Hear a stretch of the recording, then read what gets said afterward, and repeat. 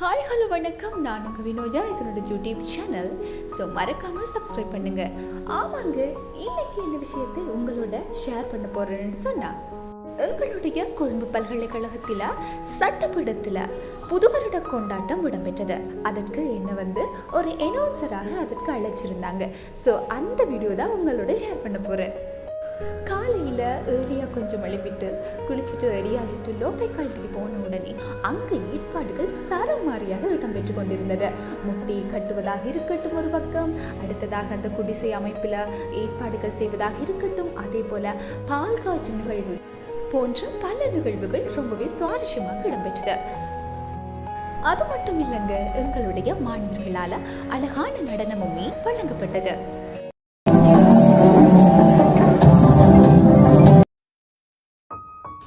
அதுக்கு பிறகு இடம்பெற்ற ஒரு வித்தியாசமான போட்டி பற்றி உங்களோட பகிர்ந்து கொள்ளலாம் அப்படின்னு நினைக்கிறேன். ஆமாங்க, யார் அதில் அதிகமாக அழுறாங்களோ அவங்களுக்கு பரிசுன்ற மாதிரி ஒவ்வொருவருமே ஒவ்வொரு விதமாக அழுவாங்க தானே. அப்படி ஒரு போட்டி நடைபெற்றது. அது ரொம்பவே கேளிக்கையாகவும் சிரிப்பாகவுமே இருந்துச்சு. எங்களுடைய மாணவர்கள் எல்லா போட்டிகளுக்குமே முன்னுக்கு வந்து அவங்களா போட்டிகளில் கலந்து கொண்டாங்க. அது மட்டும் இல்லாமல் ஜாதி, இன, மத பேதமின்றி அனைவருமே ஒன்று கூடுற ஒரு நிகழ்வாகத்தான் இந்த நிகழ்வுகள் இருக்கும் யூனிவர்சிட்டியில்.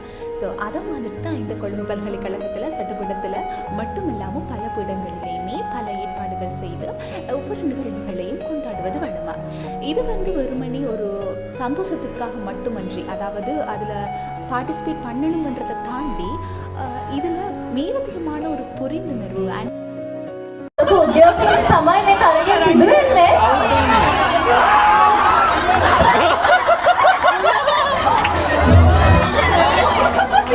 பார்த்தீங்க தானே எவ்வளவு சந்தோஷமாக அந்த மாணவர்கள் அவர்களுடைய வெற்றியோ தோல்வியோ அழகான முறையில் நண்பர்களோடு சேர்ந்து கொண்டாடுவாங்க. அது மட்டும் இல்லாமல் பல்கலைக்கழக வாழ்க்கையில் அசைன்மெண்ட், எக்ஸாம்னு சொல்லி பலவிதமான ஸ்ட்ரெஸ் வடிவங்கள் இருக்குது அப்படின்னு தான் சொல்லணும். அப்படி என்று வார நேரம் இப்படியான நிகழ்வுகள் நடக்கிற நேரம் அதில் கலந்து கொள்வதனூடாகவும் அதில் ஒரு கலந்து கொள்ளாட்டியுமே பக்கத்துலேருந்து கைதட்டுவதனூடாகவும் கூட நமக்குள்ளேயே ஒரு சந்தோஷ உணர்வு வளர்வதை நம்ம காணலாம். இந்த நடனமானது எங்களுடன் கல்வி கற்கின்ற எங்களுடைய வெற்றினை சேர்ந்தவர்களால் வழங்கப்பட்ட ஒரு டான்ஸ்.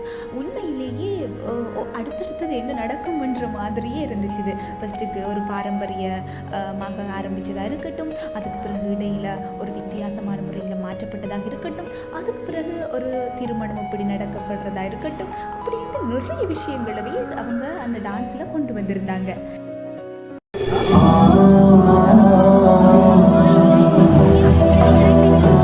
பார்வையாளர்களாக அங்கே இருந்தவங்களுக்கு அடுத்தடுத்து என்னெல்லாம் நடக்க போகுது அப்படி என்று சொல்கிற மாதிரி தான் மைண்ட் செட் இருந்துச்சு.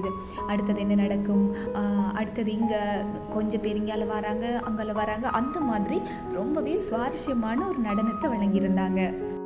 சில வேளைகளில் நமக்கு அந்த பாடல் புரியாமல் தான் இருக்கும்.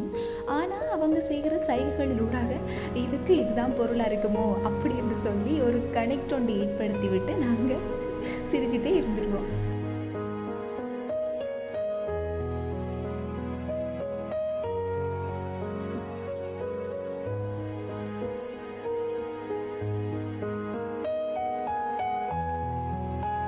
அது மட்டும் இல்லாமல் இந்த டான்ஸில் அவங்க என்ன சொல்கிறாங்கன்றதை தாண்டி நம்ம என்ன புரிஞ்சு கொள்கிறோம்ன்றது தான் பெரிய டாஸ்கே.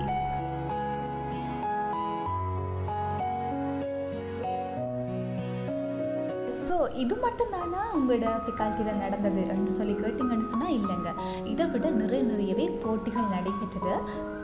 முட்டி உடைத்தலாக இருக்கட்டும், தேசிய கரண்டி ஓட்டமாக இருக்கட்டும், அதோட தமிழ் மாணவர்களுடைய நடனம் கூட இடம்பெற்றது. அதோட இந்த புதுவருட கொண்டாட்டத்தில் இடம்பெறும் முக்கியமான போட்டி என்னென்னு சொன்னால் அந்த அழகிகளை தெரிவு செய்வதற்கான போட்டி. அதுவுமே ரொம்ப சுவாரஸ்யமாக இடம்பெற்றது. அன்றைய நாள் முழுவதுமே எல்லாருக்குமே ஒரு குடும்பத்தை பிரிஞ்சு ஒரு படிப்பதற்காக இங்கு தங்கி இருக்கின்ற மாணவர்களாக இருக்கட்டும், இல்லை கவலைகள் எல்லாருக்கும் இருக்கும் தானே, அப்படி இருக்கிற மாணவர்களாக இருக்கட்டும், எல்லாருக்குமே அன்றைய நாள் முழுக்க மிகவும் சந்தோஷமான ஒரு நாள் என்று தாங்க சொல்ல வேணும்.